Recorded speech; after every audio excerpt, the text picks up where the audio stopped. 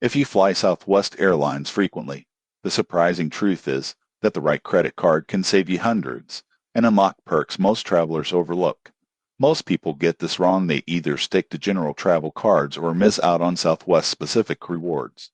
Here's a breakdown of the best Southwest credit cards and how they can work for you. Southwest offers several co-branded cards through Chase, including personal and business options. These cards earn rapid rewards points, which can be redeemed for Southwest flights with no blackout dates. The cards also often come with a sign-up bonus worth thousands of points if you meet the minimum spend within the first few months. Many cards include benefits like free check bags, priority boarding, and anniversary points every year you keep the card. Tips to maximize rewards. 1. Use the card for Southwest purchases, groceries, gas, and dining if those categories earn extra points. 2. Combine points strategically with Southwest promotions or Companion Pass opportunities. The Companion Pass lets one person fly free with you on paid or points flights. It can be a game changer. 3. Pay your balance in full to avoid interest, ensuring your points truly translate to savings. Who should get a Southwest card? Frequent Southwest flyers, small business owners who travel,